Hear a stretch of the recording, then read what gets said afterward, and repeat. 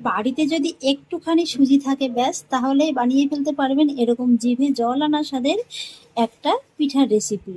এটা দেখতেই কিন্তু খেতে ইচ্ছে করবে, আর যাকেই একবার খাওয়াবেন সেই কিন্তু আপনার রেসিপির গোপন রহস্য জানতে চাইবে। এটা এতটাই সুস্বাদু হয় যে একবার খেলে বারবার খেতে মন চাইবে। পিঠে যে শুধুমাত্র শীতকালে খেতেই ভালো লাগে তা কিন্তু নয়, এই ভরা বর্ষার মৌসুমেও কিন্তু পিঠে খেতে বেশ ভালো লাগে। নমস্কার বন্ধুরা, অনুভার রান্নাঘরে আরও একটি নতুন পর্বে সবাইকে স্বাগত জানাচ্ছি। বন্ধুরা, আজকে আমি আপনাদের সুজি দিয়ে তৈরি করে দেখাবো দারুণ মজাদার স্বাদের নরম তুলতুলে রসপুলি পিঠা রেসিপি। আর সেই জন্য দেখুন বন্ধুরা, গ্যাস ওভেনে একটি কড়াই বসিয়ে দিয়েছি আর তার মধ্যে নিয়ে নিয়েছি 1 চা চামচের মতো ঘি। ঘরে থাকা একটুখানি সুজি আর অল্প কয়েকটা উপকরণ দিয়ে কিন্তু আপনারা তৈরি করে নিতে পারবেন এরকম নরম তুলতুলে দারুণ মজাদার স্বাদের একটা পিঠা রেসিপি। খেতে কিন্তু বেশ ভালো লাগে, একবার খেতে কিন্তু বারবারই খেতে মন চাইবে। এই যে দেখুন বন্ধুরা, ঘিটা কিন্তু ভালোভাবে গরম হয়ে গেছে। আর এবার আমি এর মধ্যে অ্যাড করব 1 গ্লাস মতো সুজি। এখানে ওজন হিসেবে 100 গ্রামের মতো আছে। আর যদি টাকার হিসেব করেন তাহলে কিন্তু মাত্র এখানে 5 টাকার মতো সুজি আছে। এবার মিডিয়াম লো ফ্লেমে সুজিটাকে কিন্তু ঘিয়ের সঙ্গে একটু নেড়ে চেড়ে আমি একটু ভালোভাবে ভেজে নেব। তবে সুজিটা যেন পুড়ে না যায় সেদিকে একটু খেয়াল রাখবেন। হালকা একটু ঘিয়ে ভাজা করে নিলেই হয়ে যাবে। মোটামুটি সুজির যে একটা কাঁচা গন্ধ আছে সেটা চলে গেলেই হয়ে যাবে। সুজিটাকে আমি খুব সুন্দর করে ভেজে নিয়েছি। আর এবার আমি গ্যাসের ফ্লেমটাকে একেবারে কমিয়ে রেখে এর মধ্যে অ্যাড করব ওই গ্লাস মেপে 2 গ্লাস জল। এখানে আপনারা ঠিক যতটা সুজি নেবেন জলটা কিন্তু ডবল নিতে হবে। এখানে আমি আজকে সুজিটা একটা গ্লাস মেপে নিয়েছি, আপনারা চাইলে কিন্তু বাটি কিংবা কাপ মেপেও নিতে পারেন।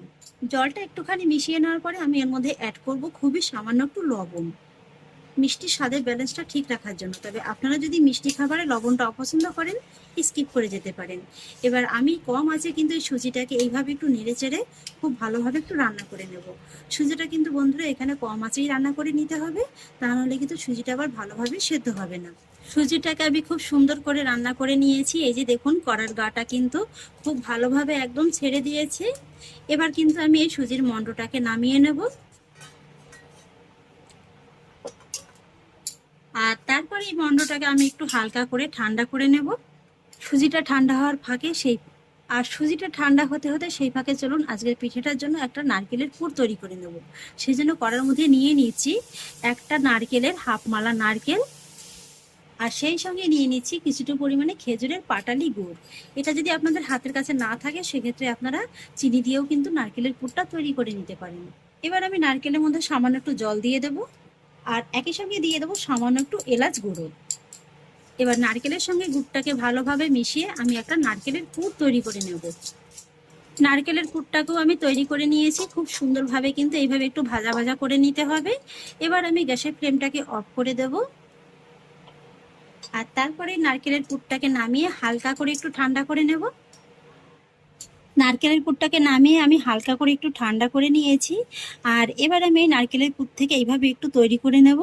তবে নারকেলের পুরটা কিন্তু আবার খুব বেশি ঠান্ডা করে নিলে হবে না, এইভাবে হালকা করে একটু ঠান্ডা করে নিতে হবে। আর ঠান্ডা করে এইভাবে একটু হালকা করে একটু শেপটা দিয়ে নিলেই হয়ে যাবে। আর এদিকে দেখুন সুজির মণ্ডটাও কিন্তু ভালোভাবে ঠান্ডা হয়ে গেছে। এবার কিন্তু এই সুজিটাকে হাত দিয়ে একটু ভালোভাবে মেখে নিতে হবে। এই যে দেখুন বন্ধুরা, মণ্ডটাকে কিন্তু আমি একদম সফট করে মেখে নিয়েছি। ঠিক এইভাবে কিন্তু একেবারে মসৃণ করে মেখে নিতে হবে। আর এবার আমি মণ্ডটা থেকে কয়েকটা লেচি কেটে নেব। তো এখানে আমি 4টির মতো লেচি কেটে নিয়েছি। লেচিগুলোকে হাতের সাহায্যে একটু গোল করে নেব। এবার একটা লেচি আমি পিঁড়ির করে নিয়ে নিলাম। আর তারপরে লেচিটার উপরে সামান্য একটু ময়দা ছড়িয়ে দিয়ে আমি লেচিটাকে একটু ভালোভাবে বেলে নেব। এইভাবে একটু সামান্য ময়দা ছড়িয়ে নিলে কিন্তু বেলতে সুবিধা হবে।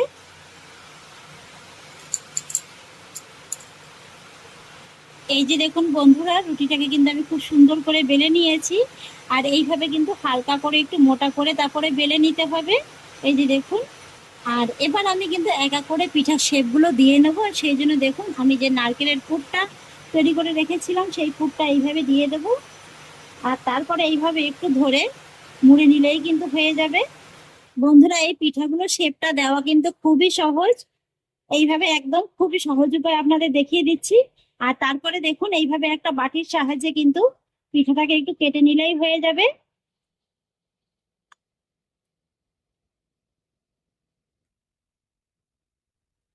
এই তো বন্ধুরা দেখুন আমার একটা পিঠা কিন্তু তৈরি করা হয়ে গেছে।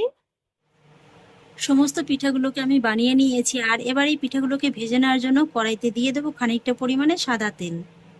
মিডিয়াম আঁচে তেলটাকে খুব ভালোভাবে গরম করে নিয়েছি। এবার কয়েকটা পিঠা আমি গরম তেলের মধ্যে দিয়ে দেবো। আর পিঠাগুলো যখন আপনারা তেলের মধ্যে ছাড়বেন তখন কিন্তু আঁচটাকে মিডিয়ামে রাখতে হবে। বেশ কয়েকটা পিঠা আমি তেলের মধ্যে দিয়ে দিয়েছি।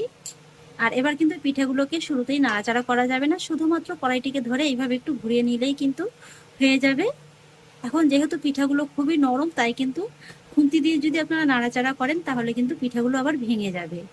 আর এই পিঠাগুলো ভাজার সময় কিন্তু গ্যাসের আঁচটাকে মিডিয়াম হাইয়ের মাঝামাঝি রেখে ভেজে নিতে হবে। তা না হলে আঁচটাকে যদি আপনারা কমিয়ে দিয়ে ভাজেন, পিঠাগুলো কিন্তু তেলে ছাড়ার সঙ্গে সঙ্গে একদম ভেঙে যাবে। আর একবারে কিন্তু অনেকগুলো পিঠা তেলের মধ্যে ছাড়তে যাবেন না, তাহলে কিন্তু আবার পিঠাগুলো ভেঙে যেতে পারে। এইভাবে অল্প অল্প করে পিঠাগুলোকে আপনারা খুব সুন্দর করে ভেজে নেবেন। আর এইভাবে যখন পিঠাগুলো হালকা করে একটু শক্ত হয়ে যাবে, তখন একটু পিঠাগুলোকে উল্টে পাল্টে নেড়ে চেড়ে খুব সুন্দর একটা গোল্ডেন ব্রাউন করে ভেজে নিতে হবে। এই তো বন্ধুরা দেখুন পিঠাগুলোকে কিন্তু আমি খুব সুন্দর একটা রং করে ভেজে নিয়েছি। আর এই যে দেখুন পিঠাগুলো যখন ভাজা হবে না, এগুলো কিন্তু হালকা করে একটু ফুলে ফুলেও যাবে। এই যে দেখুন, আর এই যে দেখুন বন্ধুরা, একটা পিঠাও কিন্তু ভেঙে কিংবা ফেটে যায়নি। একই রকম ভাবে বাকি ব্যাচের পিঠাগুলোকেও সব ভেজে নেব। এই যে দেখুন বন্ধুরা, রসপুলি পিঠাগুলোকে কিন্তু আমি খুব সুন্দর করে ভেজে নিয়েছি। আর জানেন তো, এই পিঠাগুলো কিন্তু শুধু মুখে খেতেও ভারী ভালো লাগে। সন্ধ্যার টিফিনে কিন্তু আপনারা খেতে পারেন। তবে আজকে আমি যেহেতু রসপুলি পিঠা বানাবো, সেই জন্য কিন্তু অবশ্যই চিনির শিরাটাকে তৈরি করে নিতে হবে। আর চিনির শিরাটা তৈরির জন্য একটা প্যানে নিয়ে নেব 200 গ্রামের মতো চিনি। আর ঠিক যতটা চিনি নিয়েছি ততটাই দিয়ে দেবো জল। সঙ্গে 4-5টির মতো ছোট এলাচ মুখটাকে ফাটিয়ে নিয়েছি। আর এবার আমি চিনির শিরাটাকে তৈরি করে নেব। তবে এই শিরাটা কিন্তু খুব বেশি ঘন হবে না, চিনিটা গলে গিয়ে জাস্ট একটু ফুটে উঠলেই কিন্তু শিরাটা তৈরি হয়ে যাবে। চিনিটা ভালোভাবে গলে গেছে, আর গলে যাওয়ার পরে শিরাটাকে আমি 3 থেকে 4 মিনিটের মতো একটু জাল করে নিয়েছি। আর এবার আমি শিরার মধ্যে এক এক করে পিঠাগুলোকে দিয়ে দেবো।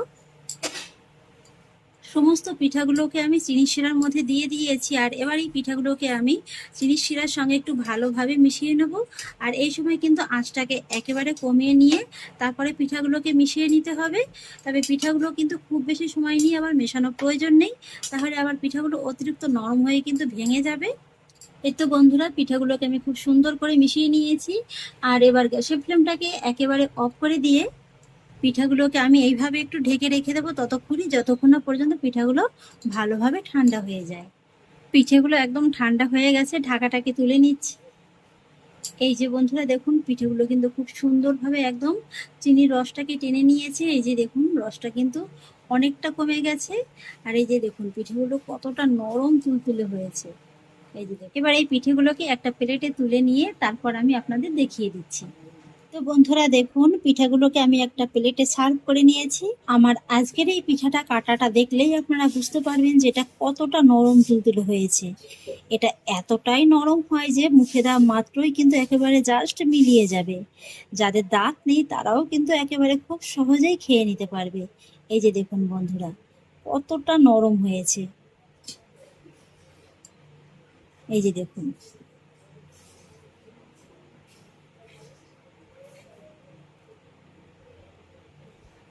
দেখে নিশ্চয়ই বুঝতে পারছেন, এতে করে আলাদা করে আর বলার কিছুই নেই।